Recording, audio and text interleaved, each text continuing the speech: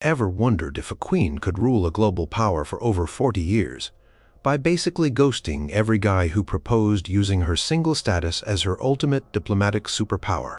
What if a super smart queen, known for her intellect and rebellious spirit, decided a crown was not worth the pressure of an arranged marriage and just walked away from it all, shocking the entire continent?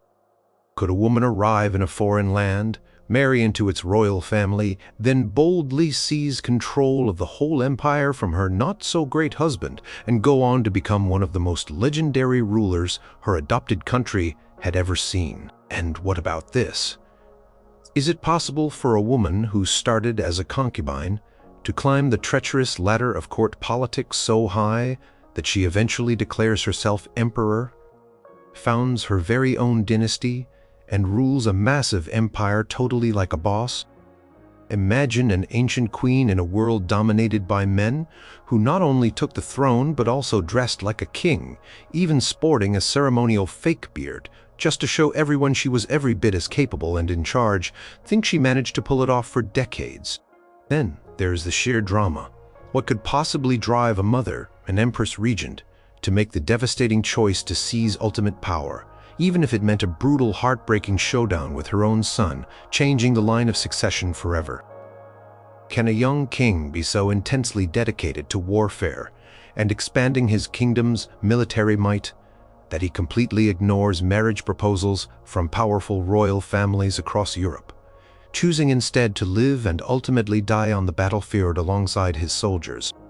How does a religious leader, whose vows mean he must remain single, end up wielding so much influence that he tells kings and emperors what to do, shaping the destinies of entire nations without commanding a massive army of his own? And finally, could a young queen, after tragically losing her husband and seeing her kingdom threatened by a colossal foreign power, personally lead her soldiers into the heat of battle, becoming an icon of courage and a symbol of freedom for her people? The stories of these 9 individuals are packed with intrigue, ambition, and moments that prove power comes in many forms, and a wedding ring is not a prerequisite for it. Let's dive into the lives of these extraordinary unmarried rulers and find out how they did it. Number 9. Rani Lakshmibai and the fierce queen who led her people against an empire. Manikarnika Tambe, who would later be known as Rani Lakshmibai, was not born into ruling a kingdom, but she certainly died defending one. Born in Varanasi, India around 1828, her early life was unusual for girls of her time. Her father worked for a Peshwa, a high-ranking official, and this connection allowed her a different kind of upbringing. She was educated at home, learning to read and write, and quite remarkably, she also learned to ride horses, use swords, and practice archery. These skills were not typical for women, but they would become incredibly important later in her life. In 1842, Manikarnika married Gangadhar Rao Newalkar, the Maharaja of Jhansi, a princely state in northern India. With her marriage, she received a new name, Lakshmibai, in honor of the Hindu goddess Lakshmi. As Rani, or Queen, of Jhansi, her life took a turn towards royalty. She and the Maharaja had a son in 1851, but tragically, the child died when he was only a few months old. This was a personal tragedy, but it also had huge political consequences. Without a natural-born heir, the future of Jhansi was uncertain. Just before his death in 1853, the Maharaja adopted a boy named Damodar Rao, who was his cousin's son, as his heir. The adoption was done in the presence of a British political officer, and the Maharaja reportedly gave the officer a letter requesting that the child should be treated with kindness and that the government of Jhansi should be given to his widow for her lifetime. However, this was a time when the British East India Company was rapidly expanding its control over India. The Governor-General, at the time Lord Dalhousie, had implemented a policy known as the Doctrine of Lapse. This doctrine stated that if an Indian ruler died without a natural male heir, or if they were deemed incompetent, their state would be annexed by the British. The British authorities refused to recognize Damodar Rao's adoption as legitimate for succession. They argued that the adoption was not valid without their prior consent. So, in 1854, Jhansi was annexed by the British. Rani Lakshmibai was granted an annual pension of 60,000 rupees and ordered to leave the palace and fort. Rani Lakshmibai was deeply unhappy with this decision. She sent appeals to the British authorities, even to London, arguing for her adopted son's rights and the injustice of the annexation. She famously declared, "Mera Jhansi nahi denji," which means, "I will not give up my Jhansi." Her pleas were ignored. For a few years, she lived under these strained circumstances, but the situation across India was becoming increasingly tense. In May 1857, a massive rebellion broke out against British rule, often called the Indian Mutiny or the First War of Indian Independence. It started with sepoys, Indian soldiers in the British Army, and quickly spread across northern and central India. Jhansi became one of the centers of this uprising. Initially, Rani Lakshmibai might have been hesitant to join the rebellion directly, but circumstances and the actions of British forces pushed her into a leading role. When British officers in Jhansi were killed by rebelling sepoys, the British held her responsible, though her exact involvement in that initial stage is debated by historians. What is clear is that she soon took charge of the defense of Jhansi. When British forces under Sir Hugh Rose eventually laid siege to Jhansi in March 1858, Rani Lakshmibai organized a fierce resistance. She rallied her troops, which included both men and women, and actively participated in planning the city's defense. Accounts from the time describe her as a courageous and inspiring leader, often seen on horseback, dressed in military attire, with her sword drawn. She was determined to protect her people and fight for her state's independence. The siege of Jhansi lasted for about 2 weeks. Despite a valiant defense, the British forces, with their superior numbers and firepower, eventually breached the city walls. The fighting was intense, and many of Jhansi's defenders and citizens were killed. Facing certain defeat, Rani Lakshmibai made a daring escape from the Jhansi fort. According to legend, she tied her young adopted son, Damodar Rao, to her back and rode her horse, Badal, leaping over the fort walls under the cover of night. She fled to Kaupi, where she joined other rebel leaders, including Hatshepsut, another prominent figure in the 1857 rebellion. Together, they regrouped their forces. Rani Lakshmibai continued to play a crucial military role, urging the other leaders to fight on. They managed to capture the city of Gwalior from the Scindia rulers, who were allied with the British. This was a significant, albeit temporary, victory for the rebels, as Gwalior was a strategically important fort. However, the British forces soon advanced on Gwalior.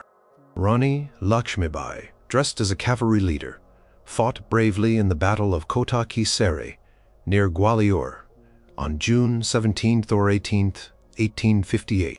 Eyewitness accounts, including those from British officers, described her as being in the thick of the fighting. It was during this battle that she was severely wounded. There are different versions of how she died. Some say she was hit by a carbine shot, others by a sword. Knowing her end was near, she reportedly asked a hermit to cremate her body quickly so that the British could not capture it. She was just under 30 years old. Rani Lakshmibai's unmarried status during her period of active resistance was a result of her widowhood. She did not remarry, and her focus was entirely on reclaiming her kingdom and fighting for her adopted son's rights. Her leadership was not dependent on a male consort. She was the authority. She commanded troops, made strategic decisions, and inspired loyalty. Her gender and her widowhood made her an unusual figure on the battlefield, but her courage and military skills earned her respect even from her enemies. She did it by drawing on her early training, her fierce determination, her ability to inspire people to fight for a common cause, and her willingness to lead from the front. Her story became a symbol of resistance against British rule and an inspiration for future Indian nationalists. Number 8. Pope Innocent, i.e. and the Pontiff, who made kings tremble. Lotario di Conti di Segni, who would become Pope Innocent III, was born around 1160 or 1161 into a prominent Italian aristocratic family. This background gave him access to an excellent education. He studied theology in Paris, which was a major center of learning, and then he studied canon law, or church law, in Bologna, home to one of Europe's oldest universities. These studies shaped him profoundly, giving him a deep understanding of religious doctrine and the legal framework of the church. He was known for his intellect, his legal mind, and his writing skills. Even before becoming pope, Lotario had a successful career within the church. He was made a cardinal deacon by Pope Clement IE in 1190. Despite his youth, he was respected for his abilities. When Pope Celestine I died in January 1198, Lotario was elected pope on the very same day. He was only 37 years old, which was quite young for a pope. He chose the name Innocent, i.e. As pope, he was by the rules of the church unmarried and celibate, a requirement for clergy in the Western Church that had become firmly established. His single status was intrinsic to his office, freeing him from dynastic concerns that secular rulers faced and allowing him to dedicate himself entirely to the papacy. Pope Innocent IE had a very strong vision of the Pope's role in the world. He believed that the Pope was not just the spiritual head of Christendom, but also had authority over secular rulers in moral and spiritual matters. He often used the analogy of the sun and the moon. Just as the moon derives its light from the sun, so too does royal power derive its authority from the papal authority. This did not mean he wanted to run the day-to-day affairs of kingdoms, but he believed kings and emperors were ultimately answerable to God, and the Pope was God's representative on earth, the vicar of Christ. How did he do it? How did he exert such immense power without an army comparable to those of kings, and as an unmarried celibate leader? He used a variety of tools. One of his most powerful weapons was his legal training and his mastery of canon law. He used this to intervene in disputes, assert papal rights, and reform the church. He also used spiritual sanctions. Excommunication, which meant cutting someone off from the church and its sacraments, was a terrifying prospect for many rulers because it could undermine their legitimacy and encourage rebellion among their subjects. An even stronger tool was the interdict, which suspended church services and sacraments, except for baptism and last rites, in an entire kingdom. This put immense pressure on rulers from their own people who feared for their souls. Innocent IE intervened in the affairs of many European kingdoms. In the Holy Roman Empire, there was a disputed imperial election after the death of Emperor Henry V. Innocent IE got involved, claiming the right to decide between the rival claimants, Philip of Swabia and Otto of Brunswick. He initially supported Otto, then Philip, and then Otto again, eventually crowning Otto as Emperor Otto IV in 1209. When Otto later broke his promises and invaded papal territories in Italy, Innocent II excommunicated him and supported Frederick II, the young king of Sicily, as the new emperor. This demonstrated his power to make and unmake emperors.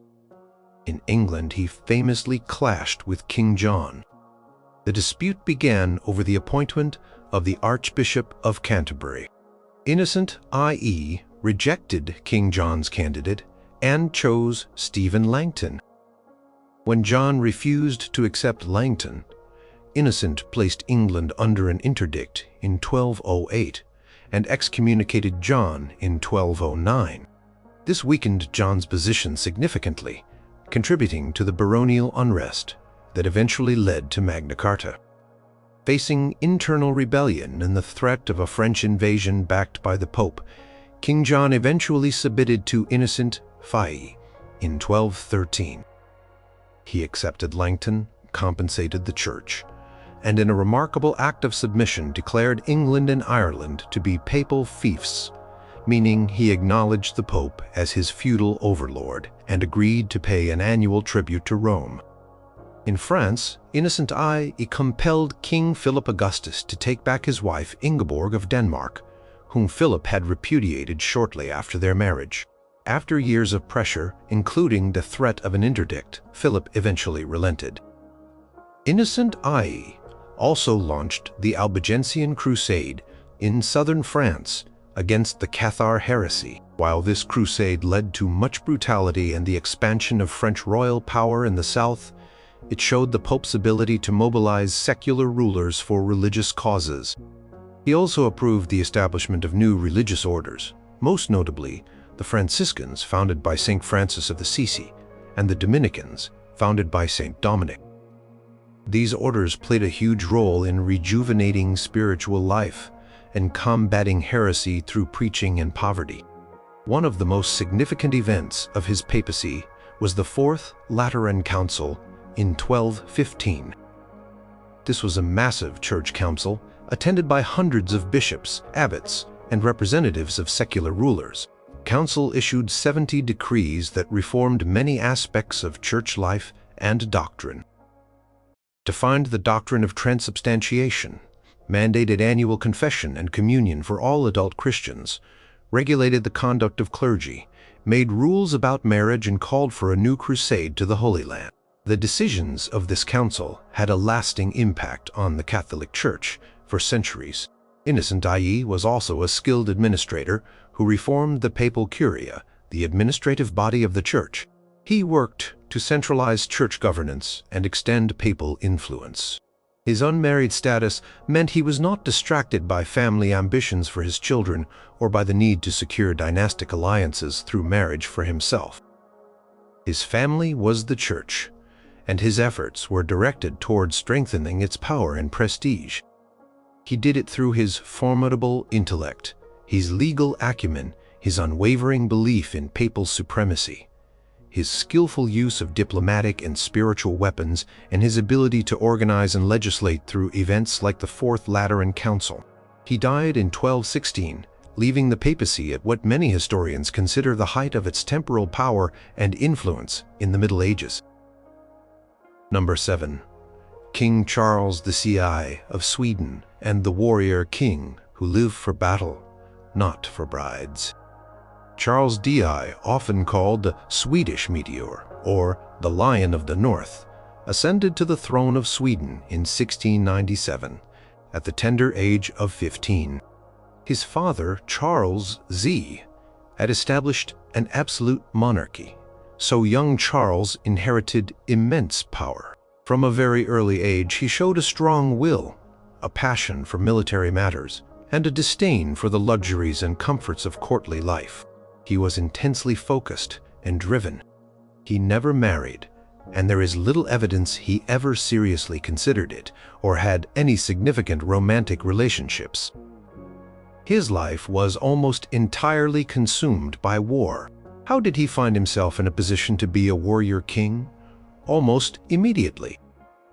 Just 3 years into his reign, in 1700, Sweden was attacked by a coalition of its neighbors: Denmark, Norway, Saxony, Poland, Lithuania, ruled by Augustus the Strong, and Russia under Tsar Peter the Great. They saw an opportunity, thinking the young and inexperienced Swedish king would be easy prey, and aimed to dismantle Sweden's Baltic Empire, which had been built up over the previous century. They underestimated Charles XI. Instead of crumbling, Charles launched into what became known as the Great Northern War, a conflict that would last for 21 years and define his entire reign. He did it by taking personal command of his armies and leading them with incredible bravery and tactical skill, at least in the early years. His approach was direct and aggressive. In 1700, he quickly forced Denmark to make peace with a surprise landing near Copenhagen. Then, he turned his attention to Russia. In November 1700, at the Battle of Narva, Charles, with an army of around 8,000 to 10,000 Swedes, faced a Russian force that was perhaps 4 times larger.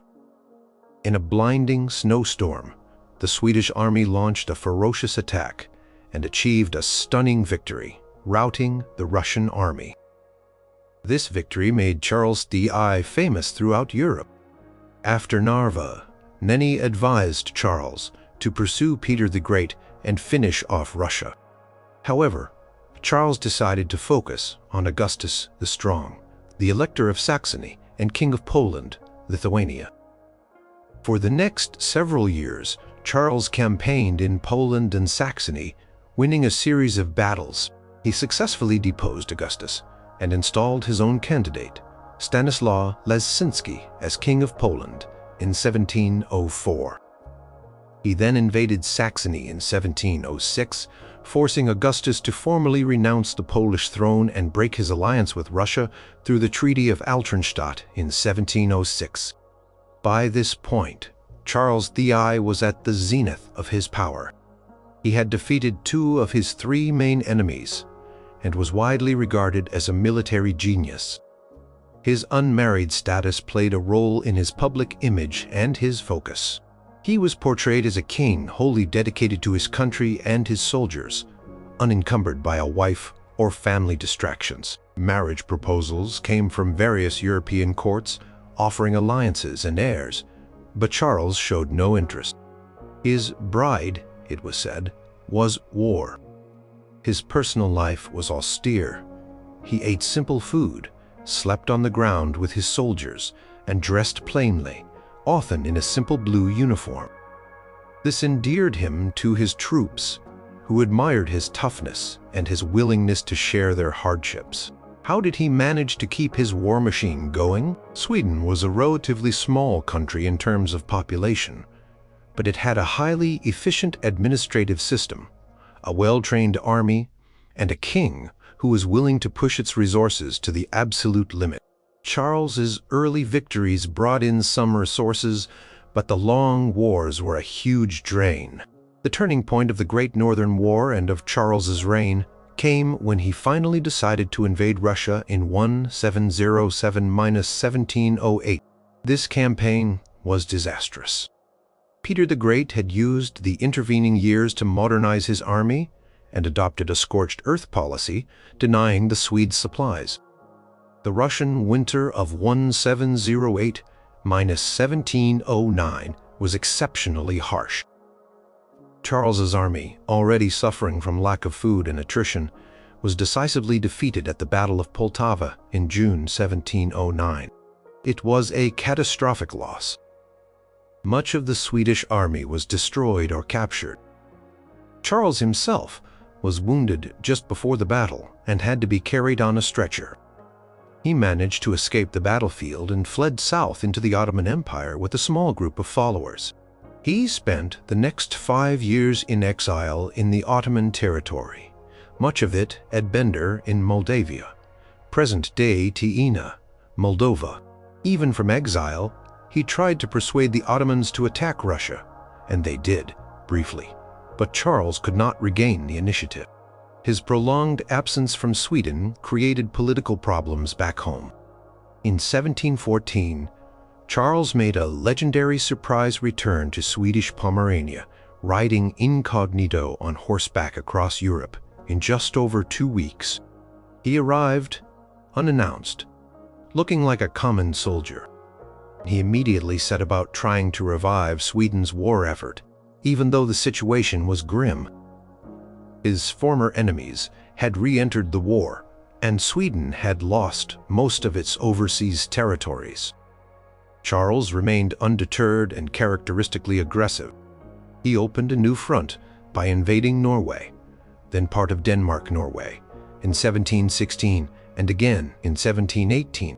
It was during this Second Norwegian Campaign, while inspecting siege works at Fredrikstad Fortress on November 30th, 1718, that Charles XII was killed by a projectile that struck his head. He was 36 years old. The exact circumstances of his death have been debated for centuries, whether it was a random enemy shot or assassination by one of his own men. But the result was the same. Sweden's warrior king was dead. Charles XI did it through incredible personal bravery, inspiring leadership on the battlefield, and an almost fanatical devotion to his military goals. His refusal to marry or engage in diplomacy for much of his reign meant that his strategy was often purely military. While his early successes were brilliant, his unwillingness to compromise or seek peace after Poltava, combined with his relentless pursuit of war, ultimately exhausted Sweden's resources and led to the loss of its empire. His unmarried, heirless status also meant his death, threw Sweden into a political crisis regarding succession, which was eventually resolved by his sister, Ulrika, Eleonora, taking the throne, but under a new constitution that ended Sweden's absolute monarchy. Number 6. Empress Irene of Athens, and the mother who ruled an empire after blinding her own son. Irene Sarantipaienia, known as Irene of Athens, was born into a noble Greek family in Athens around 752. In 769, she was brought to Constantinople by Emperor Constantine V to marry his son and heir, Leo. The marriage was a political alliance, as was common for royalty. Irene was known for her beauty and intelligence. When Constantine V died in 775, her husband became Emperor Leo I, often called Leo the Khazar because his mother was a Khazar princess. Irene became Empress Consort. Leo I and Irene had a son, Constantine, born in 771. Leo I was an iconoclast, meaning he supported the policy of banning the veneration of religious icons, a major religious and political controversy in the Byzantine Empire at the time. Irene, however, secretly harbored iconodule sympathies, meaning she supported the use and veneration of icons. Leo I died relatively young in 780, when their son, Constantine V, was only 9 years old. This made young Constantine the emperor, but because he was a minor, Irene became regent and the effective ruler of the vast Byzantine Empire. How did Irene, a woman in a patriarchal society and a recent arrival to the center of power, manage to take control? She was astute and politically skilled. As regent, she immediately began to consolidate her power. She had to deal with conspiracies from Leo I's half-brothers, who also had claims to the throne. She dealt with them firmly, having them tonsured, ordained as monks, which disqualified them from ruling, and exiled. Her unmarried status during her regency and later sole rule was due to her widowhood. She did not remarry, which allowed her to maintain her own authority without a husband who might try to usurp her power or influence her decisions. One of Irene's most significant policy goals was to end iconoclasm and restore the veneration of icons. This was a deeply divisive issue. She moved carefully at first, appointing iconodules to key church positions. In 787, she convened the Second Council of Nicaea. This church council, with Irene's strong backing, officially condemned iconoclasm as a heresy and restored the veneration of icons throughout the empire. This was a major religious and political victory for Irene and had long-lasting effects on Orthodox Christianity. It also improved relations with the papacy in Rome, though tensions remained. As Constantine V grew older, he began to resent his mother's dominance and her reluctance to hand over power to him. By around 790, When Constantine was about 19, he attempted to assert his independence. Fueled by discontented factions in the army and court who preferred a male emperor who would lead armies, there was a power struggle. Initially, Constantine managed to gain the upper hand, and Irene was briefly confined and stripped of her title as co-ruler. However, Constantine VI proved to be an unpopular and ineffective ruler on his own. He made mistakes, suffered military defeats, and alienated key supporters. Irene was a shrewd political operator. She managed to regain influence and was officially restored as co-ruler with her son in 792.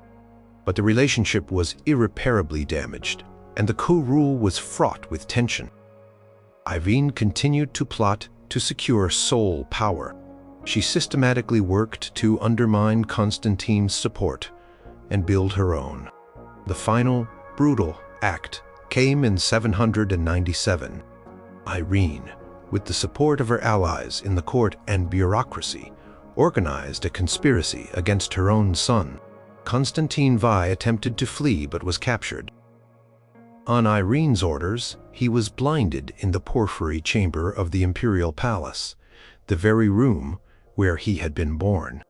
Blinding was a common Byzantine practice to disqualify rivals for the throne, as a maimed person was considered unfit to rule. Constantine VI died shortly after from his wounds or lived on in obscurity. Accounts vary.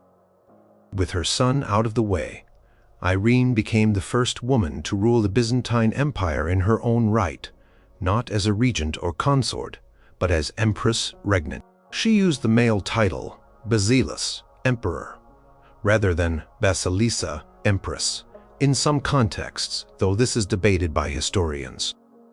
How did she rule as sole Empress? Her 5 years as sole ruler, 797–802, were challenging. She tried to secure her position through various means.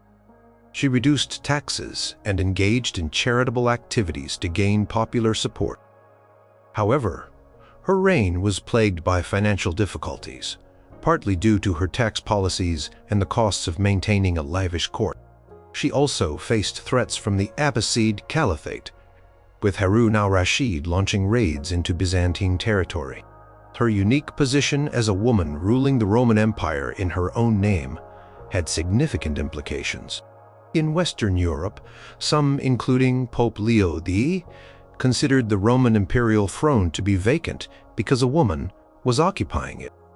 This was one of the justifications Pope Leo XI used when he crowned Charlemagne, king of the Franks, as Holy Roman Emperor on Christmas Day in 800. This event marked a major split between Eastern and Western Christendom and the revival of an imperial title in the West.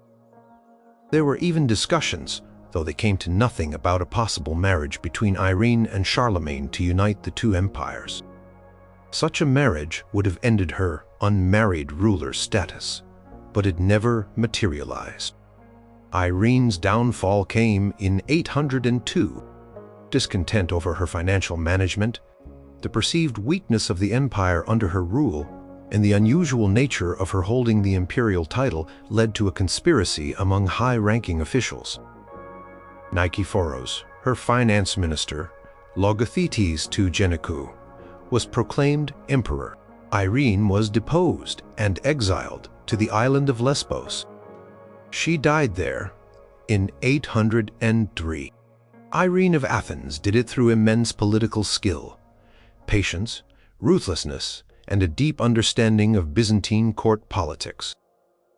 She successfully navigated the treacherous world of imperial power, first as a regent, then as a co-ruler, and finally as sole empress.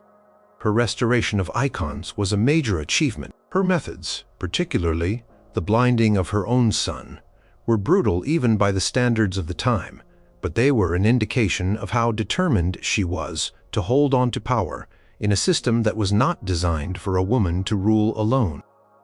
Her unmarried status as a widow allowed her the independence to pursue her ambitions without spousal interference, but it also in the end perhaps contributed to the perception of her rule as an anomaly, making her vulnerable to overthrow. Number 5. Hatshepsut and the female pharaoh who ruled ancient Egypt like a king. Hatshepsut, whose name means foremost of noble ladies, was one of the most remarkable and powerful women in ancient history. She reigned as pharaoh of Egypt during the 18th dynasty, around 1478 to 1458 before Common Era. Her rule was a period of peace, prosperity, and ambitious building projects. What makes her story so compelling is that she was a woman who took on the full powers and titles of a male pharaoh in a society where kingship was traditionally and ideologically male. How did she get into a position to do this? Hatshepsut was the daughter of Pharaoh Thutmose I and his principal wife, Ahmose. This royal lineage was very important. She married her half-brother, Thutmose I, as was customary for Egyptian royalty to keep the bloodline pure. They had a daughter, Neferu. Thutmose I also had a son, Thutmose I, with a secondary wife named Iset. When Thutmose I died young, around 1479 BC, his son Thutmose I was still a child. So Hatshepsut became regent for her young stepson. This was not entirely unprecedented. Other queens had acted as regents for their young sons before. But Hatshepsut did something extraordinary. Within a few years of becoming regent, by about the 7th year of Thutmose I's reign, Hatshepsut had herself crowned as pharaoh, taking on all the royal titles and regalia. She became the senior co-ruler, with Thutmose I as her junior partner. This was a bold and unprecedented move. She was not just a queen regent, she was a king. How did she justify this and maintain her power as a female pharaoh? Hatshepsut was a master of propaganda and political maneuvering. She systematically built up her claim to the throne. One key element was emphasizing her direct royal bloodline as the daughter of Thutmose I and a descendant of revered earlier queens. She also claimed divine birth, asserting that the god Amun-Ra was her true father, having visited her mother Ahmose in the guise of Thutmose I's inscriptions and reliefs in her magnificent mortuary temple at Deir el-Bahari depict this divine conception and birth, legitimizing her rule as divinely ordained. Interestingly, in many of her statues and reliefs, Hatshepsut is depicted with male attributes. She is shown wearing the traditional pharaonic regalia, including the kilt, the Nemes headdress, and sometimes even the ceremonial false beard that male pharaohs wore. Her statues often show her with a masculine physique.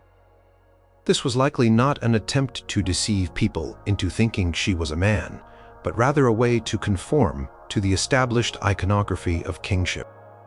The role of pharaoh was inherently male in Egyptian ideology, so by adopting these symbols, she was presenting herself as a legitimate holder of that office. However, her inscriptions often used feminine grammatical forms, acknowledging her female identity while still asserting her pharaonic authority. Hatshepsut's reign of over 2 decades was largely peaceful and prosperous. Unlike many male pharaohs who emphasized military conquest, Hatshepsut focused on restoring and building temples, promoting trade, and developing Egypt's economy. Her most famous building project is her stunning mortuary temple at Deir el-Bahari, on the west bank of the Nile near Thebes, modern Luxor. This terraced temple, Djeseru, Holy of Holies, is an architectural masterpiece, renowned for its harmony with the surrounding cliffs. Its walls are covered with reliefs detailing key events of her reign. One of the most celebrated achievements recorded at Deir el-Bahari is a trading expedition she sponsored to the land of Punt, a mysterious and wealthy land believed to be somewhere on the coast of East Africa or Arabia. The expedition returned with valuable goods like incense, myrrh, ebony, ivory, gold, exotic animals, and live incense trees, which were then planted in the temple gardens. This expedition highlighted Egypt's wealth and Hatshepsut's ability to project its influence peacefully. She also undertook extensive building work at the Temple of Karnak, erecting massive obelisks, one of which still stands today as the tallest ancient obelisk in Egypt. She also restored many temples that had been neglected or damaged during the Hyksos period, a time of foreign rule centuries earlier. Hatshepsut's unmarried status during her reign as pharaoh stemmed from her widowhood. After the death of Thutmose I, she did not remarry. This was crucial for her to maintain her unique position. If she had married, her husband might have tried to claim kingship himself, or at least overshadow her. By remaining unmarried, she was the sole senior authority. There are theories about her relationship with Senenmut, one of her chief officials and the architect of Deir el-Bahari. He rose to great prominence under her rule, and some have speculated he was her lover, but there is no definitive proof. What is clear is that she relied on a group of loyal and capable officials to help her govern. How did she do it for so long? She did it through a combination of legitimate royal birthright, shrewd political maneuvering, effective propaganda emphasizing her divine mandate and connection to her father, Thutmose I, a successful and peaceful administration that brought prosperity, and by carefully constructing an image of kingship that accommodated her gender, she maintained the support of powerful religious factions, particularly the priesthood of Amun. She also seems to have managed the co-regency with Thutmose I skillfully for many years, keeping him in a subordinate role but also preparing him for future rule, as he did lead some military campaigns during the latter part of her reign. Hatshepsut died around 1458 BSA. After her death, Thutmose I, who had been co-ruler and waiting in the wings for over 20 years, became the sole pharaoh. Thutmose I went on to become one of Egypt's greatest military leaders, often called the Napoleon of Egypt. Interestingly, late in his reign, or perhaps early in the reign of his successor Amenhotep I, there was an attempt to erase Hatshepsut's memory. Her name and image were removed from many monuments, and her statues were smashed and buried. The reasons for this are debated. It might have been to solidify Thutmose I's own lineage and legitimize the succession through him, or perhaps to remove the precedent of a woman ruling as pharaoh. Despite these later attempts to erase her, Hatshepsut's legacy endured. Archaeologists rediscovered her story and her magnificent monuments, revealing her as one of ancient Egypt's most successful and fascinating rulers. She demonstrated that a woman could indeed rule the powerful Egyptian kingdom effectively, adopting and adapting the symbols of male power while bringing peace and prosperity to her land. Number 4. Empress Wu Zetian and the concubine, who became China's only female emperor. Wu Zhao, who later became known as Wu Zetian, is one of the most formidable and controversial figures in Chinese history. She was the only woman ever to rule China in her own right as Huangdi, or emperor. Her journey from a minor concubine to the absolute ruler of one of the world's largest empires is a story of ambition, intelligence, ruthlessness, and incredible political skill. Born in 624 during the Tang dynasty, Wu Zhao entered the palace of Emperor Taizong as a junior concubine when she was about 14 years old. She was beautiful and intelligent, but she did not gain high favor with Emperor Taizong and remained a concubine of relatively low rank, childless by him. When Emperor Taizong died in 649, according to custom for childless concubines, Wu was sent to a Buddhist convent, Ganye Temple, to live out her days as a nun. This could have been the end of her story. However, Wu Zetian was not one to accept such a fate. During her time in Taizong's palace, she had apparently caught the eye of the crown prince Li Ji. After Taizong's death, Li Ji became Emperor Gaozong. He remembered Wu Zhao. It is said he visited her at the convent and was struck by her beauty and intelligence once more. Against custom, and possibly due to his existing affections and her own maneuvering, Emperor Gaozong brought Wu Zhao back to the palace, making her his own concubine. This was a scandalous move, as she had been his father's concubine. Back in the palace, Wu Zetian proved to be a master of court politics. She quickly outmaneuvered her rivals. Emperor Gaozong was deeply infatuated with her. By 654, she had given birth to 2 sons by him. In 655, Emperor Gaozong deposed his principal wife, Empress Wang, and her ally, consort Zhao, and made Wu Zetian his new empress. Stories from later, often hostile historians, accuse Wu Zetian of extreme cruelty in her rise, including a tale that she smothered her own infant daughter and blamed Empress Wang to achieve this, though the historical accuracy of this specific event is debated. What is clear is that she was ruthless in removing those who stood in her way. Empress Wang and consort Zhao were eventually imprisoned and died under harsh conditions, allegedly on Wu's orders. As Empress Wu Zetian became increasingly involved in governing the empire, Emperor Gaozong suffered from poor health, possibly strokes which made him reliant on her. She proved to be highly capable, intelligent, and decisive. She had an excellent understanding of politics, history, and literature. She effectively co-ruled with Emperor Gaozong for many years, so much so that they were sometimes referred to as the 2 sages. She influenced policy, made appointments, and dealt with officials. She built up her own network of loyal supporters within the bureaucracy. After Emperor Gaozong died in 683, Wu Zetian's power continued to grow. Her son, Li Xian, became Emperor Zongzong, but Wu Zetian, as Empress Dowager, held the real power. Songzong tried to assert his independence and was perceived as weak and easily influenced by his wife's family. Within a few months, Wu Zetian deposed him and replaced him with her younger, more pliable son, Li Dan, who became Emperor Ruizong. Ruizong was essentially a puppet ruler, confined to the inner palace, while Empress Dowager Wu ruled openly. For several years, she ruled as regent, consolidating her power base.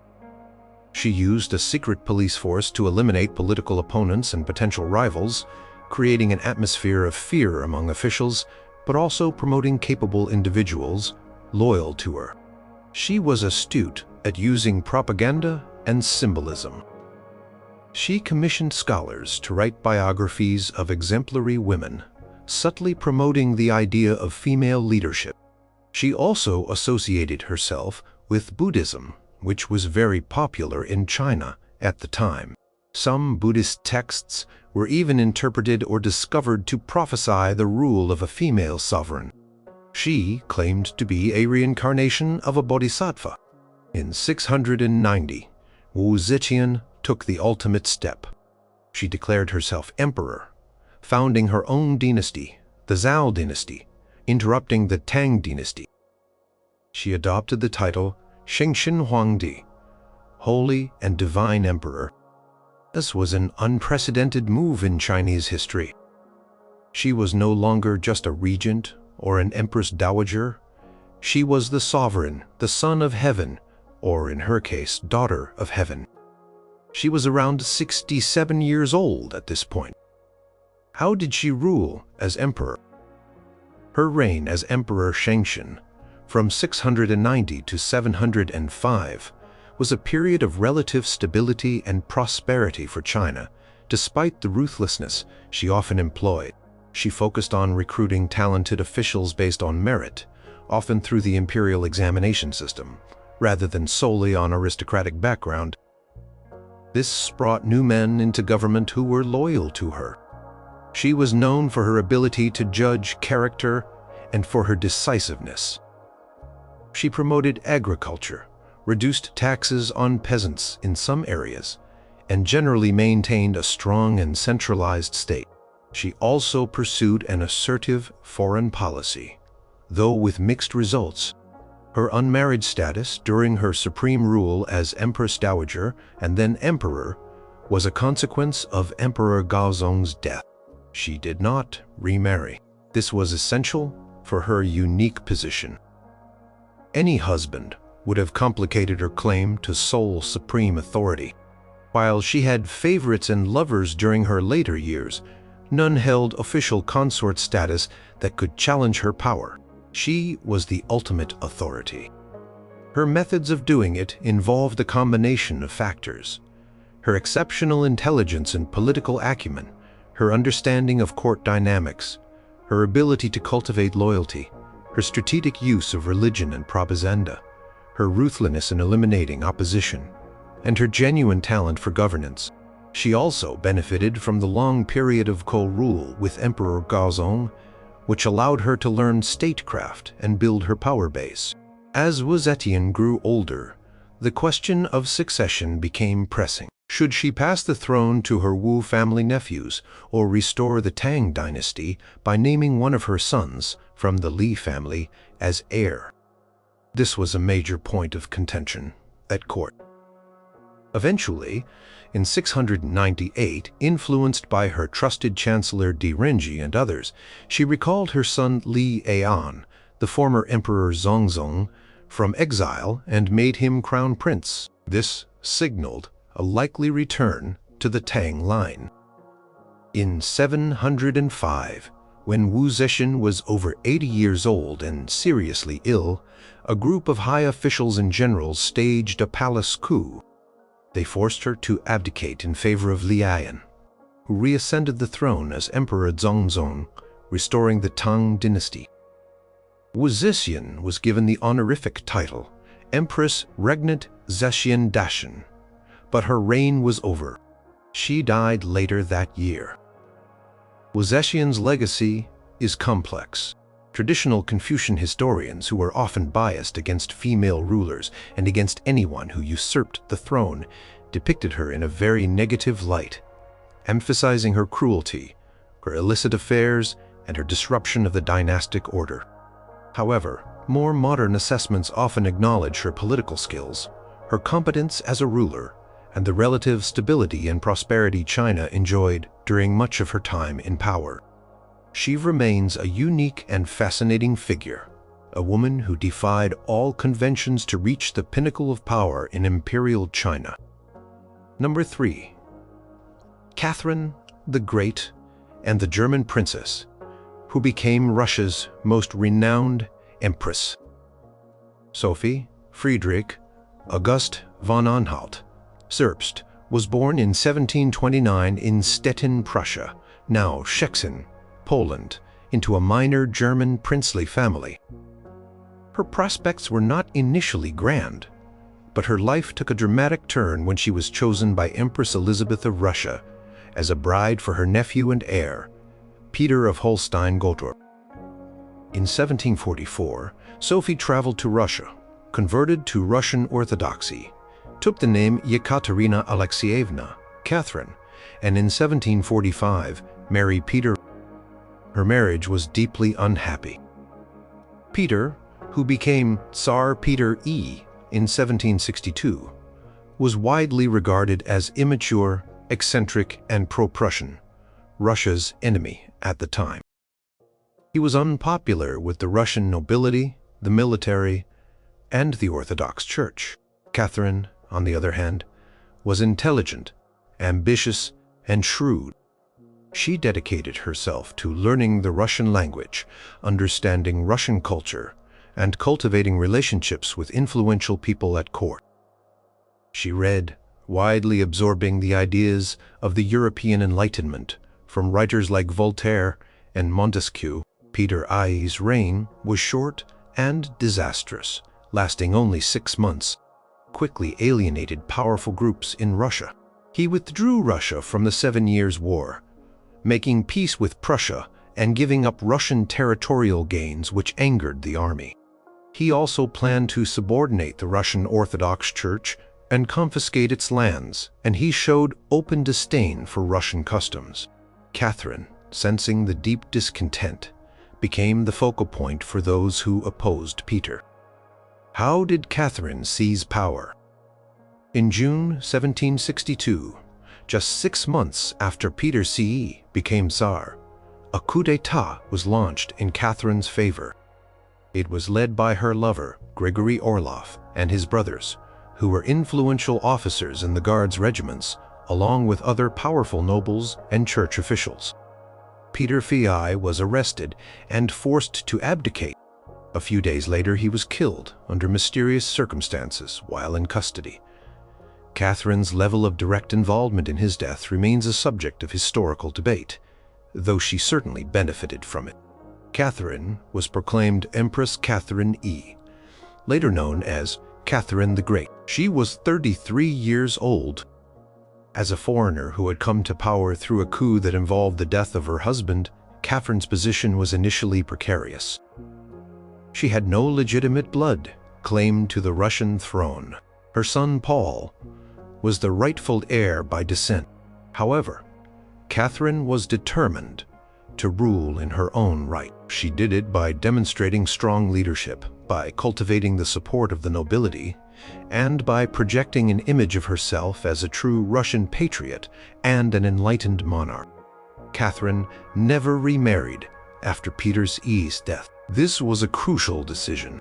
Remarrying would have meant sharing power, or potentially being overshadowed by a husband. By remaining officially unmarried as Empress, she retained sole supreme authority. While she had a succession of lovers and favorites throughout her long reign, most notably Grigory Orlov and later Grigory Potemkin, none of them were her equals in power. Potemkin, in particular, was an exceptionally able statesman and military leader who became her close partner in governing and in expanding the Russian Empire. Some historians even suggest they may have secretly married. But if so, it was never publicly acknowledged, and he never held the title of Emperor Consort. For all intents and purposes, she ruled alone. Catherine's reign, which lasted for 34 years, 1762–1796, is often considered a golden age of the Russian Empire. She was a hard-working and capable administrator. She continued the process of westernization and modernization, started by Peter the Great. She was a patron of the arts, literature, and education. She corresponded with Enlightenment philosophers like Voltaire and Diderot, and she founded schools, libraries, and the Hermitage Museum in St. Petersburg. She also initiated legal reforms, convening a legislative commission in 1767 to codify Russia's laws, though this project was ultimately unsuccessful in producing a new code. One of her major domestic policies was the Charter to the Nobility in 1785, which confirmed and expanded the privileges of the Russian aristocracy, securing their loyalty to her and the crown. However, this also strengthened the institution of serfdom, as nobles were given more power over their serfs. While Catherine expressed some enlightenment ideals about liberty and justice, the realities of governing a vast and autocratic empire and her reliance on the nobility meant that the conditions for most Russian peasants did not improve and in some ways worsened. The massive Pugachev Rebellion, 1773–1775, a peasant and Cossack uprising, was brutally suppressed during her reign and led to even tighter state control. In foreign policy, Catherine was highly successful in expanding Russian territory and influence. Under her rule, Russia waged 2 successful wars against the Ottoman Empire, gaining vast territories in the south, including Crimea and access to the Black Sea. This fulfilled a long-held Russian ambition. Grigory Potemkin played a key role in these southern conquests and in developing the newly acquired lands, famously, though perhaps apocryphally, creating Potemkin villages fake, prosperous-looking settlements to impress Catherine during her tour of Crimea. Catherine also participated in the partitions of Poland, which divided the Polish-Lithuanian Commonwealth among Russia, Prussia, and Austria, significantly expanding Russia's western borders. By the end of her reign, Russia was a dominant power in Europe. How did she do it as a woman, a foreigner, and a usurper who remained unmarried? She did it through her exceptional intelligence, political skill, and ambition. She understood the importance of image and public relations, carefully crafting her persona as a wise and benevolent ruler dedicated to Russia. She worked tirelessly, personally, overseeing many aspects of government. She chose capable advisors and military leaders like Potemkin, and knew how to delegate effectively while retaining ultimate control. She was also ruthless when necessary, suppressing dissent and eliminating threats to her power. Her long reign provided stability, and her successes, particularly in foreign policy, enhanced her prestige and legitimacy. Her unmarried status gave her the independence to pursue her policies without spousal interference and to use her relationships strategically to bolster her rule, rather than being constrained by them. She successfully transformed herself from a minor German princess into one of Russia's most powerful and celebrated rulers. Number 2. Queen Christina of Sweden, and the monarch who gave up a crown for freedom. Christina of Sweden was one of the most learned women of the 17th century, a patron of arts and sciences, and a ruler who shocked Europe with her unconventional behavior and, ultimately, her abdication. Born in 1626, she was the daughter of King Gustavus Adolphus, the Lion of the North, and Maria Eleonora of Brandenburg. Her father was a Protestant hero of the 30 Years' War. When Gustavus Adolphus was killed in battle in 1632, Christina was not yet 6 years old. She became Queen of Sweden, though a regency council, led by the highly capable Chancellor Axel Oxenstierna, governed in her name until she came of age. Her father had stipulated that Christina should receive an education fit for a king, not a princess. Consequently, she was tutored in languages, philosophy, theology, history, and even statecraft. She proved to be an exceptionally intelligent and eager student. She was known for her sharp wit, her independent mind, and her often masculine habits. She enjoyed riding, hunting, and wore practical, often male-style clothing. She had little interest in the traditional feminine pursuits of the time. Christina officially took power in 1644 at the age of 18. Her reign began with high hopes. Sweden was a major European power, thanks to its successes in the 30 Years' War, which ended in 1648 with the Peace of Westphalia, an event that occurred early in her direct rule. Christina was interested in ending the war and focused on cultural and intellectual pursuits. She invited renowned scholars and artists to her court in Stockholm, including the French philosopher René Descartes, who tragically died there from the harsh Swedish winter and the Queen's demanding schedule. Her court became a center of learning, but it was also very expensive, which caused some concern. The most pressing political issue during Christina's reign was the question of her marriage and succession. The Swedish Riksdag, Parliament, and her councillors urged her to marry to secure an heir for the Vasa dynasty. Numerous suitors from European royal houses were proposed. However, Christina showed a strong aversion to marriage. She famously stated that she could not imagine being subjected to a man in the way marriage required. She declared in 1649 that she would not marry, and instead, she named her cousin Charles Gustav of Palatinate-Zweibrücken as her heir presumptive. This decision to remain unmarried was highly unusual for a ruling monarch of her time, especially a female one. It was a personal choice, driven by her desire for independence and perhaps a disinterest in romantic or physical relationships with men, though the exact nature of her sexuality is a subject of historical speculation. How did she manage to rule while resisting such intense pressure to marry? Christina was strong-willed and intelligent. She used her authority as queen to assert her decision. By naming an heir, she addressed the immediate concern about succession which somewhat placated the political establishment, though the desire for her to marry and produce a direct heir never fully went away. Her unmarried status allowed her to maintain complete personal and political autonomy. Without a husband, to potentially challenge her authority or involve Sweden in unwanted foreign entanglements to his own dynastic ties. However, Christina grew increasingly dissatisfied with ruling. She found the duties of queenship burdensome and clashed with Chancellor Oxenstierna and other counselors over policy. She was drawn to a more contemplative and intellectual life. She also developed a secret interest in Catholicism, which was forbidden in staunchly Lutheran Sweden. Her father had been the great champion of Protestantism, so this was a radical and dangerous inclination. In 1654, after ruling for 10 years in her own right, Christina did something astounding. She abdicated the Swedish throne. She was only 27 years old.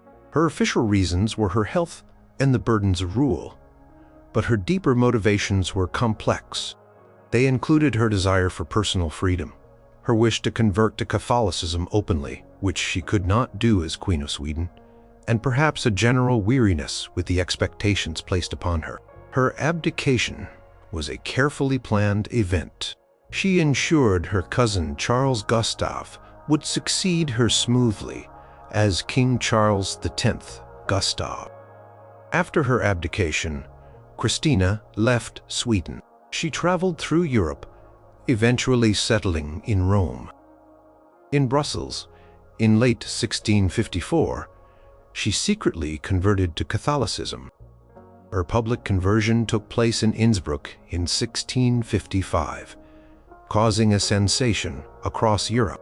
Pope Alexander V welcomed her to Rome with great ceremony. In Rome, Christina became a prominent figure in the city's cultural and intellectual life.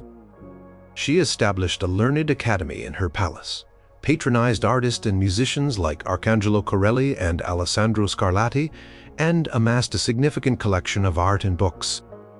She lived as an independent woman, free from the constraints of queenship and marriage. Even in Rome, she remained a political figure. She made attempts to become Queen of Naples and later of Poland, but these ambitions came to nothing. One notorious incident that marred her reputation was the execution of her master of horse, Marquis Rinaldo Monaldeschi, in 1657 at the Palace of Fontainebleau in France. She accused him of treason and had him killed by her servants, claiming she still possessed sovereign rights over her own household. This act shocked many and demonstrated a ruthless streak. Christina never married and had no children. Her decision to remain unmarried was central to her identity and her life's path. It allowed her to pursue her intellectual and spiritual interests, to convert to Catholicism, and to live a life of relative independence that would have been impossible for a married queen or noblewoman of her era. She did it first ruling and then abdicating and living independently through her formidable intellect, her strong will, her royal status, which still afforded her privileges even after abdication, and her willingness to defy convention. She died in Rome in 1689 and was buried in St. Peter's Basilica, a rare honor for a woman and a former Protestant queen. Her life remains a testament to a powerful and enigmatic woman who chose her own path, valuing personal and intellectual freedom above a crown. Number 1. Queen Elizabeth I of England, and the Virgin Queen who ruled a golden age by mastering politics and propaganda. Elizabeth Tudor, born in 1533, was the daughter of King Henry VI and his second wife, Anne Boleyn. Her early life was marked by uncertainty and danger. Her mother was executed when Elizabeth was not yet 3 years old, and Elizabeth herself was declared illegitimate. She lived through the turbulent reigns of her younger half-brother Edward VI and her older half-sister Mary I. During Mary's reign, Elizabeth, as a Protestant heir to a Catholic queen, was even imprisoned in the Tower of London, suspected of involvement in plots against her sister. These experiences taught her caution, resilience, and political shrewdness. In 1558, at the age of 25, Elizabeth ascended to the throne of England following Mary's death. England was a deeply divided country, religiously and politically, and faced threats from powerful Catholic nations like Spain and France. Few expected her reign to last long, let alone become a golden age.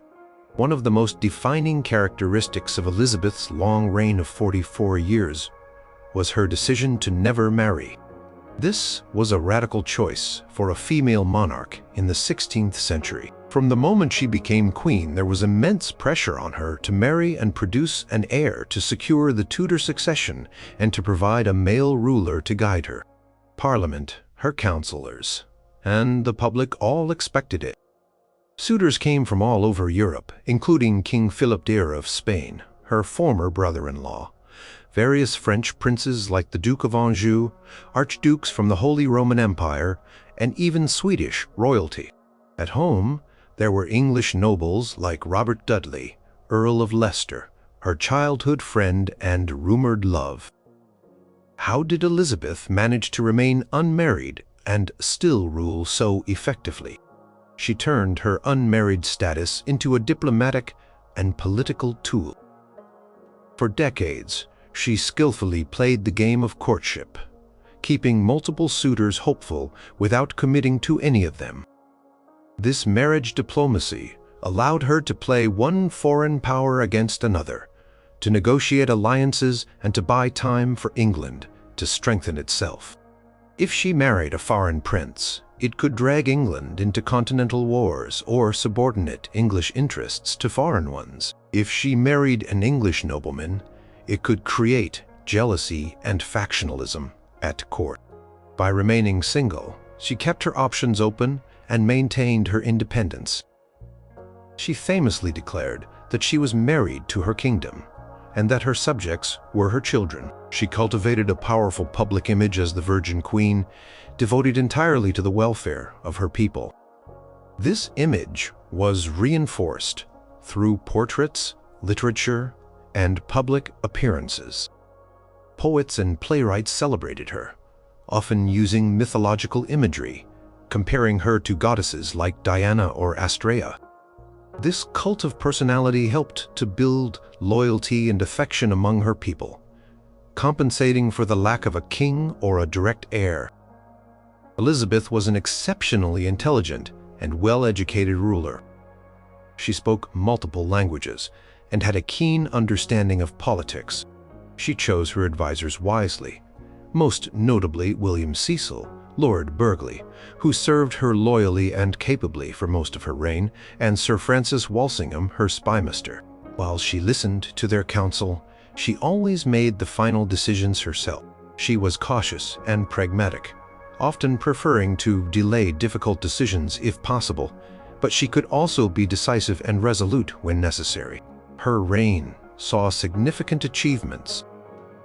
The Elizabethan religious settlement established early in her reign aimed to create a moderate Protestant Church of England that could be acceptable to most of her subjects, navigating a middle way between Catholicism and more radical forms of Protestantism.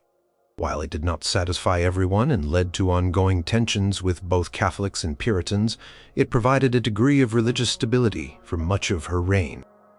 Economically, England prospered under Elizabeth. Trade expanded, new industries developed, and English explorers and seafarers like Sir Francis Drake and Sir Walter Raleigh embarked on voyages of discovery and privateering, challenging Spanish dominance at sea and laying the groundwork for future English colonial expansion. The arts flourished, with William Shakespeare, Christopher Marlowe, and Edmund Spenser producing some of the greatest works in English literature.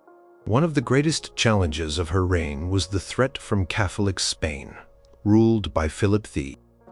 Tensions escalated over religious differences, English support for Dutch rebels against Spanish rule, and English raids on Spanish shipping. This culminated in 1588 with the Spanish Armada, a massive fleet sent by Philip to invade England and depose Elizabeth. The defeat of the Armada was a triumph for England, and a defining moment of Elizabeth's reign. Her famous speech to her troops at Tilbury before the battle, where she declared she had the heart and stomach of a king, galvanized her people and cemented her image as a strong and courageous leader. Another persistent problem was Mary, Queen of Scots. Mary, a Catholic with a strong claim to the English throne, had fled Scotland and sought refuge in England in 1568. Elizabeth kept her under house arrest for nearly 19 years. Mary became the focus of numerous Catholic plots against Elizabeth. After much hesitation, and with proof of Mary's involvement in the Babington plot to assassinate her, Elizabeth reluctantly signed Mary's death warrant in 1587. The execution of an anointed queen was a drastic step, but Elizabeth deemed it necessary for her own security and the stability of her kingdom. The lack of a direct heir remained a concern throughout her reign, leading to anxieties about the succession. However, Elizabeth managed these concerns by refusing to publicly name a successor until she was on her deathbed, when she reportedly indicated James Vi of Scotland, Mary, Queen of Scots' son but a Protestant, as her choice. Elizabeth I did it through a remarkable combination of intelligence, political acumen, skillful propaganda, personal charisma, caution, and decisiveness. She mastered the art of ruling as an unmarried woman in a man's world. She used her single status to her advantage, maintained her authority, inspired loyalty, and presided over a period of national confidence and cultural brilliance. Her long and successful reign demonstrated that a queen could rule effectively without a husband leaving an indelible mark on English and world history. She died in 1603, ending the Tudor dynasty, but leaving behind the legacy of a powerful and iconic monarch.